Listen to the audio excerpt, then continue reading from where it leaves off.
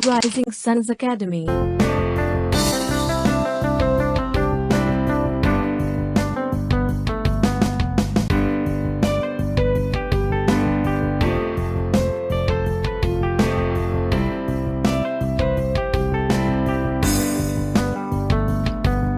नमस्कार दोस्तों, आप सभी का बहुत बहुत स्वागत है आपके अपने इस प्लेटफॉर्म पर। गाइस, आज हम देखेंगे 15 अगस्त 2021 का करंट अफेयर। सारे क्वेश्चंस कवर करेंगे, तो पूरा वीडियो ध्यान से देखें, बने रहे वीडियो के अंत तक हमारे साथ। दोस्तों, ये जो सेशन है ये सभी के लिए इम्पोर्टेंट है। अगर आप किसी भी प्रतियोगी परीक्षा की तैयारी कर रहे हैं तो ये सेशन आपके लिए मोस्ट इम्पॉर्टेंट होने वाला है। तो पूरा वीडियो ध्यान से देखें। मैं दिव्या आप सभी के साथ डेली जुड़ती हूँ डेली करंट अफेयर के सेशन में। आइए चलिए स्टार्ट करते हैं आज का करंट अफेयर। सबसे पहले हम रिवीजन करेंगे कल के क्वेश्चंस का। पहला प्रश्न है, मध्य प्रदेश में के निम्न किस शहर को भारत का पहला वाटर प्लस शहर घोषित किया गया है? तो ये जो शहर है ये है इंदौर। इंदौर शहर आप सभी जानते हैं स्वच्छता सर्वेक्षण में प्रथम स्थान पर आया था और मध्य प्रदेश का इंदौर शहर है ये, और इसे अभी वाटर प्लस शहर घोषित किया गया है। इसने क्या किया है, इसने अपने जो सीवरेज प्लांट वगैरह हैं इनको बेहतर किया, पानी का अच्छा उपचार किया। तो इन्हीं सारी जो चीजें, इन्हीं मापदंडों के आधार पर इंदौर को वाटर प्लस शहर घोषित किया गया है।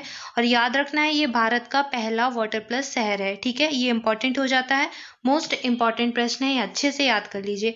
अगला प्रश्न है, एयर इंडिया की निम्न में से किस पायलट को संयुक्त राष्ट्र में महिला प्रवक्ता के रूप में नियुक्त किया गया है? तो ये है कैप्टन जोया अग्रवाल, जिनको संयुक्त राष्ट्र में महिला प्रवक्ता के रूप में अभी क्या है, नियुक्त किया गया है, कैप्टन जोया अग्रवाल। आगे बढ़ेंगे, अगला प्रश्न देखेंगे। नेक्स्ट है, केंद्रीय परिवहन मंत्री नितिन गडकरी ने किस राज्य में 1000 करोड़ रुपए की सड़क और राजमार्ग परियोजनाओं की घोषणा की है?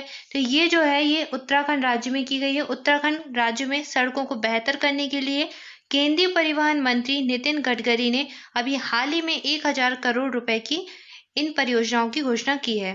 उत्तराखंड सही उत्तर हो जाएगा। अगला प्रश्न है, हाल ही में किस देश ने 290 किलोमीटर रेंज की सतह से सतह यानी कि सरफेस टू सरफेस जो है मार करने वाली बैलिस्टिक मिसाइल का गजनवी का परीक्षण किया है? तो ये एक बैलिस्टिक मिसाइल है जिसका परीक्षण किया है पाकिस्तान के द्वारा। गजनवी कहाँ की मिसाइल हो जाएगी? पाकिस्तान की। ठीक है, आगे बढ़ेंगे। नेक्स्ट है, किस राज्य में राष्ट्रीय समुद्री विरासत परिषद को एक अंतर्राष्ट्रीय पर्यटन स्थल के रूप में विकसित करने की घोषणा की गई है? तो ये जो है ये विकसित किया जाएगा गुजरात राज्य में। ठीक है, गुजरात की राजधानी क्या है? गांधीनगर। और यहाँ का सबसे बड़ा शहर कौन सा हो जाएगा? अहमदाबाद। अच्छा, गुजरात के मुख्यमंत्री कौन है? विजय रूपाणी है। ठीक है, अच्छा, गुजरात में जो है एक अभी प्रोजेक्ट लाइन भी चलाया जा रहा है जिसकी घोषणा 2020 में की गई थी। और इस जो प्रोजेक्ट है, प्रोजेक्ट लाइन यानी कि शेरों के लिए एक प्रोजेक्ट चलाया जा रहा है, और इसके लिए अभी केंद्र सरकार ने 2000 करोड़ रुपए की मदद की है, या फिर कहें कि गुजरात की सरकार ने केंद्र सरकार से मदद मांगी थी प्रोजेक्ट लाइन के लिए, तो 2000 करोड़ रुपए की मदद की गई है। किसके द्वारा? केंद्र सरकार के द्वारा। तो ये पॉइंट भी आपको याद रखना है। और अगला प्रश्न है, चीन ने किस वर्ष तक कार्बन न्यूट्रल बनने का लक्ष्य निर्धारित किया है? तो चीन वर्ष 2060 तक कार्बन न्यूट्रल बन जाएगा, ये चीन का लक्ष्य अभी रखा गया है 2060। ठीक है, बहुत टाइम है अभी इसमें। सो गाइस, ये था कल के रिवीजन क्वेश्चंस। आइए देखते हैं आज के प्रश्न। आज का पहला प्रश्न है, विश्व अंगदान दिवस निम्न में से किस दिन मनाया जाता है? 10 जनवरी, 15 मार्च, 13 अगस्त या फिर 18 नवंबर? बताइए इस प्रश्न का सही उत्तर क्या होगा। कब मनाते हैं विश्व अंगदान दिवस? तो वर्ल्ड जो है ऑर्गन डोनेशन डे जो है मनाया जाता है, ये 13 अगस्त को मनाते हैं। ऑप्शन सी सही उत्तर हो जाएगा, 13 अगस्त को मनाते हैं। और ये दिवस इसलिए ही मनाया जाता है कि ताकि लोग जो है अंगदान करने के लिए प्रेरित हों, मृत्यु के पहले भी और मृत्यु के बाद भी। ठीक है, लोग अंगदान ज्यादा से ज्यादा करें ताकि और नई जिंदगियों को जो है बचाया जा सके। तो 13 अगस्त को मनाते हैं विश्व अंगदान दिवस। ठीक है, ऑप्शन सी सही उत्तर हो जाएगा। आगे बढ़ेंगे, अगला प्रश्न है, विश्व के तीसरे सबसे पुराने डूरंट कप के 123वें संस्करण का आयोजन कहाँ पर किया जाना है या किस शहर में किया जाएगा? तो ये 130th संस्करण हो जाएगा, एडिशन हो जाएगा इसका। 130th नंबर का ये जो है डूरंट कप होने जा रहा है, और विश्व का तीसरा सबसे पुराना ये कप है। तो ये कहाँ पर आयोजित किया जाएगा? ये आयोजित किया जाने वाला है कोलकाता में। पश्चिम बंगाल की राजधानी है कोलकाता, जहाँ पर इसका आयोजन किया जाएगा। अभी आयोजन किया जाना है इसका, कब से कब तक?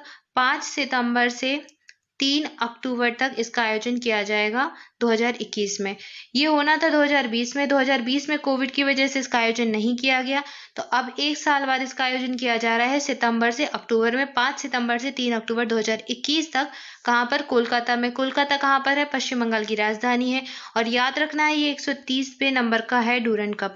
अच्छा, डूरंड कप की बात कर रहे हैं, ये है किस चीज से संबंधित? तो ये फुटबॉल का कप है। फुटबॉल का एक बहुत ही प्रसिद्ध कप है डूरंड कप, जो कि एशिया का सबसे पुराना है और दुनिया का तीसरा सबसे पुराना, वर्ल्ड्स थर्ड ओल्डेस्ट ये जो है कप है डूरंड कप, और मोस्ट इंपॉर्टेंट है ये, ठीक है, याद रखना है। तो ये कहाँ पर आयोजित होगा? कोलकाता में। ऑप्शन ए सही उत्तर हो जाएगा। आई होप आपको सारे पॉइंट क्लियर हो गए होंगे। आगे बढ़ेंगे, अगला प्रश्न देखेंगे। अगला प्रश्न है आपके लिए, वैज्ञानिकों ने कैंसर के ट्यूमर में किस पोषक तत्व या फिर न्यूट्रिएंट्स की खोज की है? तो वैज्ञानिकों ने भी हाल ही में शोधों में पाया कि जो ट्यूमर होता है कैंसर का, उसमें एक पोषक तत्व पाया जाता है। तो ये कौन सा है? तो ये जो है ये है प्रोटीन। प्रोटीन नाम का न्यूट्रिएंट्स पाया जाता है कैंसर के ट्यूमर में। ऑप्शन बी सही उत्तर हो जाएगा। अगला प्रश्न है, भारत के 75वें स्वतंत्रता दिवस की थीम क्या रखी गई है? तो 75th नंबर का जो हम स्वतंत्रता दिवस सेलिब्रेट कर रहे हैं 15 अगस्त को, कब होता है? 15 अगस्त को। तो ये इसकी जो थीम रखी गई है वो क्या रखी गई है? इसकी थीम क्या है बताइए? अवर नेशन अवर world, nation first always first, India first या ऑलवेज बेस्ट, या फिर इमर्जिंग इंडिया। इस प्रश्न का जो सही उत्तर है वो हो जाएगा option B, nation first always first. ठीक है, तो ये इस वर्ष की थीम है। 75वां स्वतंत्रता दिवस था और इसी के उपलक्ष्य में हम मना रहे हैं आजादी का अमृत महोत्सव। जी हाँ, आजादी का अमृत महोत्सव मनाया जा रहा है पूरे देश में, पूरे वर्ष भर मनाया जाएगा और इसके तहत विभिन्न कार्यक्रम किए जाएंगे पूरे देश में, सभी राज्यों में। और ये इसीलिए ही मनाया जा रहा है क्योंकि आजादी के 75वें साल में हम प्रवेश कर चुके हैं। 75 वर्ष आजादी के पूरे हो चुके हैं। ठीक है, तो नेशन फर्स्ट ऑलवेज फर्स्ट याद रखना है आपको, और 75th नंबर का ये स्वतंत्रता दिवस था। ठीक है, याद रखिए। ऑप्शन बी सही उत्तर हो जाएगा। आगे बढ़ेंगे, अगला प्रश्न देखेंगे। अगला प्रश्न है, तालिबान ने किस देश के दूसरे सबसे बड़े शहर कंधार पर कब्जा कर लिया है? तो ये कहाँ पर स्थित है? कुवैत, अफगानिस्तान, सऊदी अरब या फिर किर्गिस्तान। आई होप आप सभी से इसका जो उत्तर है आसानी से बन जाएगा, क्योंकि ये समस्या जो है अभी बहुत ज्यादा हाईलाइट है। और कांधार कहाँ पर है? कहाँ पर है? अफगानिस्तान में। कांधार जो शहर है ये अफगानिस्तान में स्थित है और यहाँ पर क्या है, तालिबानी जो आतंकवादी हैं उन्होंने कब्जा कर लिया है। अच्छा, अफगानिस्तान में कुल 34 सूबे हैं और 34 में से 12 सूबों की जो राजधानियां हैं उन पर तालिबान आतंकवादियों का कब्जा हो चुका है। और अभी प्रेजेंट की जो सिचुएशन है उसके अकॉर्डिंग तो काबुल जो कि अफगानिस्तान की राजधानी है उस पर भी ये कब्जा कर चुके हैं तालिबानी आतंकवादी। जी हाँ, तो यहाँ की स्थिति जो है बहुत ही खराब है और यहाँ पर इन्होंने कांधार से पहले ये गजनी और हेरात जैसे बड़े शहरों पर भी कब्जा कर चुके थे और अभी शायद काबुल में भी ये एंटर कर चुके हैं, काबुल के अंदर भी ये जा चुके हैं तालिबानी आतंकवादी। और यहाँ कर अभी जो क्या है प्रेजेंट में सिचुएशन है इसके अकॉर्डिंग अभी यहाँ पर जो यहाँ के राष्ट्रपति थे, राष्ट्रपति कौन है अफगानिस्तान के? अशरफ गनी भी यहाँ से भाग चुके हैं, यहाँ से जा चुके हैं, यहाँ का जो काबुल शहर है वो छोड़कर जा चुके हैं और अभी ऐसा माना जा रहा है कि वो अपने पद से इस्तीफा देने वाले हैं। ठीक है, तो अभी यहाँ पर जो सरकार है, यहाँ पर जो अभी चल रही है जो अंतरिम सरकार है, तो उसका गठन किया गया है और उसकी जो अध्यक्षता है वो जो अब अमेरिका है, तो अमेरिका के जो शिक्षा मंत्री हैं उनके द्वारा की जा रही है। शिक्षाविद है अमेरिका की अली अहमद जलाली, तो अभी वो यहाँ का नेतृत्व कर रहे हैं। ठीक है, अंतरिम सरकार की घोषणा की गई है जिसका नेतृत्व किसके द्वारा किया जा रहा है? याद कर लीजिए, इसका नेतृत्व अमेरिका के शिक्षाविद है एक अली अहमद जलाली के द्वारा अभी इसका नेतृत्व किया जा रहा है। ठीक है, और यहाँ के राष्ट्रपति कौन थे? याद रखना है इनका नाम भी, अशरफ गनी यहाँ के राष्ट्रपति हो जाएंगे। यहाँ की अफगानिस्तान की जो राजधानी है वो काबुल है और यहाँ की मुद्रा क्या है? यहाँ की मुद्रा है अफगानी। यहाँ पर दो भाषाएं जो है आधिकारिक या फिर ऑफिशियल लैंग्वेज कहें तो यहाँ की ऑफिशियल लैंग्वेज है पश्तो और दारी यहाँ की ऑफिशियल लैंग्वेज हो जाएगी। ठीक है, ये पूछी जाती है इसलिए मैं आपको बता रही हूँ, याद रखिए। और ये कहाँ पर था? कांधार। ऑप्शन बी सही उत्तर हो जाएगा, अफगानिस्तान में। अब तक तो आपको याद हो गया होगा सारी चीजें। आई होप सारे पॉइंट क्लियर होंगे। आगे बढ़े, अगला प्रश्न देखें। आइए चलिए आगे बढ़ते हैं, अगला प्रश्न देखते हैं। अगला प्रश्न है, उड्डयन मंत्री द्वारा किस प्रदेश के लिए 4 नई उड़ानों को 1 सितंबर से शुरू करने की घोषणा की गई है?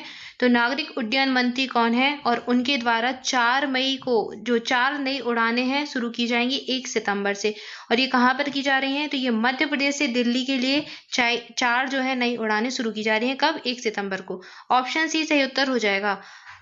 आइए बढ़ते हैं आगे, देखते हैं अगला प्रश्न। अगला प्रश्न है, sky tax world airport award ranking 2021 Bharat का कौन सा हवाई अड्डा टॉप 50 हवाई अड्डों में शामिल हुआ है? तो टॉप 50 में भारत का कौन सा हवाई अड्डा आया है इस रैंकिंग में? Sky tax world airport award ranking है 2021 की, और इसमें जो है टॉप 50 में आया है भारत का दिल्ली का अंतर्राष्ट्रीय हवाई अड्डा, जिसका नाम है इंदिरा गांधी अंतर्राष्ट्रीय हवाई अड्डा। ठीक है, तो ये जो है टॉप 50 में आया है, और टॉप 100 में भारत के 4 हवाई अड्डे आए हैं, और ये कौन कौन से हैं? तो टॉप 50 में तो ये आया है दिल्ली, इसके बाद हैदराबाद आया है। हैदराबाद की रैंकिंग क्या है? हैदराबाद 64th नंबर पर है, मुंबई 65th नंबर पर है, और बेंगलुरु 71 नंबर पर है। अच्छा, इनकी जो रैंकिंग है 2020 में भी ये टॉप में आए थे। 2020 में जो हैदराबाद हवाई अड्डा था इसकी जो रैंकिंग थी इस वर्ष क्या है? 64, और 2020 में क्या थी? 2020 में ये था 71 नंबर पर। इसके बाद मुंबई की रैंकिंग है 65, और 2020 में इसकी जो रैंकिंग थी वो थी 52, और बेंगलुरु की रैंकिंग है 71, और बेंगलुरु 2020 में था 68 नंबर पर। ठीक है, तो बेंगलुरु क्या है? अपनी रैंकिंग में नीचे गिर गया है, और इसके अलावा रैंकिंग में सुधार कहाँ पर हुआ है? दिल्ली और हैदराबाद की, बाकी ये दोनों तो अपनी रैंकिंग में नीचे गिर गए हैं, मुंबई और बेंगलुरु। ठीक है, तो दिल्ली जो है, नई दिल्ली में इंदिरा गांधी अंतर्राष्ट्रीय हवाई अड्डा जो है 2021 में इस रैंकिंग में दुनिया के शीर्ष 50 सर्वश्रेष्ठ हवाई अड्डों में इसको जगह मिली है, और इसकी जो रैंकिंग है इसने 5 स्थानों पर सुधार किया है। ठीक है, तो याद रखना है आपको, ऑप्शन ए इस प्रश्न का सही उत्तर हो जाएगा, नई दिल्ली। आगे बढ़ेंगे, अगला प्रश्न देखेंगे। अगला प्रश्न है, हाल ही में किस राज्य में वंगस आवाम मेला का उद्घाटन किया गया है? तो ये जो मेला है कहाँ पर इसका उद्घाटन किया गया है? जम्मू कश्मीर, हिमाचल प्रदेश, हरियाणा या फिर पंजाब? तो ये जो मेला है इसका आयोजन अभी हाल ही में किया गया है जम्मू कश्मीर में, और ये स्वतंत्रता दिवस 75वें स्वतंत्रता दिवस का जश्न मनाने के लिए इसका आयोजन किया गया था।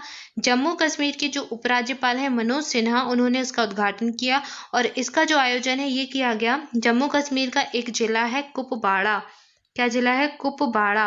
तो कुपवाड़ा जिले की बंगस घाटी है, बंगस घाटी, तो वहीं पर इसका आयोजन किया गया। ठीक है, याद रखना है, बंगस घाटी कहाँ पर है? जम्मू कश्मीर में है। बंगस आवाम मेले का उद्घाटन कहाँ किया गया? जम्मू कश्मीर में।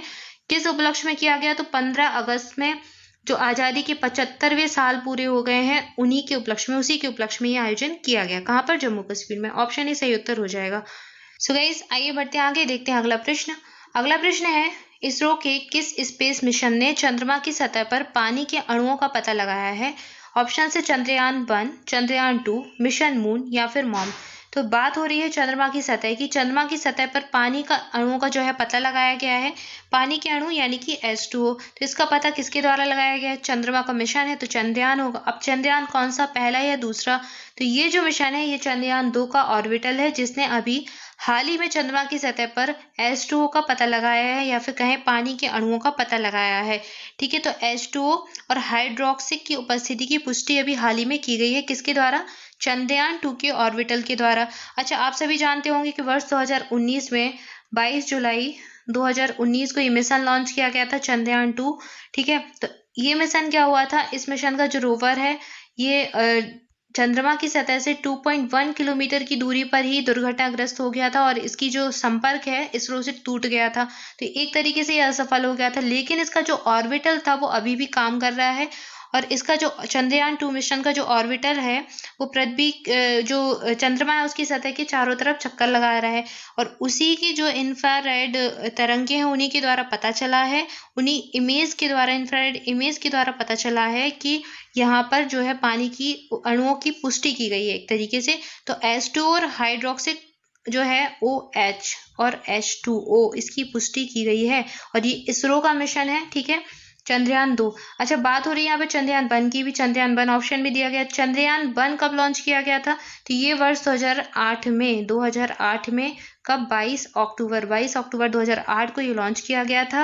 और इसका नाम तब क्या था? चंद्रयान था। जब चंद्रयान 2 लॉन्च कर दिया गया तो इसका नाम चंद्रयान 1 हो गया। तो याद रखना है, ये चंद्रमा के दोनों मिशन है। ये 2019 में लॉन्च किया गया था, ये 2008 में लॉन्च किया गया था।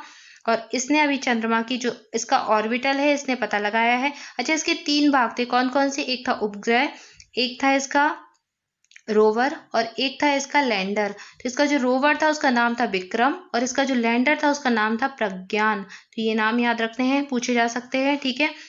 और इस प्रश्न का जो सही उत्तर था वो था ऑप्शन बी। अच्छा, एक चीज और देख लीजिए यहाँ पर जो बहुत पूछी जाती है एग्जाम में, इसरो। इसरो को देख लीजिए। इसरो क्या है? भारत की जो अंतरिक्ष एजेंसी है वो है। इसरो के वर्तमान जो अध्यक्ष है वो है के सिवान। और इसरो का जो मुख्यालय है वो कहाँ पर है? वो मुख्यालय है बेंगलुरु में। बेंगलुरु कहाँ पर है? कर्नाटक में। कर्नाटक की राजधानी है बेंगलुरु। और इसरो की स्थापना की डेट याद कर लीजिए, कब हुई थी? 15 अगस्त 1969 में इसरो की स्थापना की गई थी, ठीक है। इतने पॉइंट आपको इस प्रश्न से याद रखते हैं।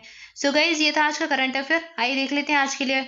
ये कल के प्रश्न का आंसर है। कल आपसे प्रश्न पूछा गया था, भारत और किस देश ने अल मोहम्मद अल हिंदी 2021 नामक अपना पहला नौसैनिक अभ्यास आयोजित किया है?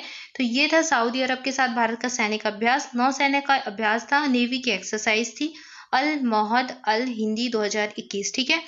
आज के लिए आपका प्रश्न है, किसने खाद्य तेल के क्षेत्र में देश को आत्मनिर्भर बनाने के लिए नेशनल एडिबल मिशन ऑयल पॉम की घोषणा की है? तो ये जो मिशन है किसके द्वारा लॉन्च किया गया है, फिर किसके द्वारा घोषणा की गई है?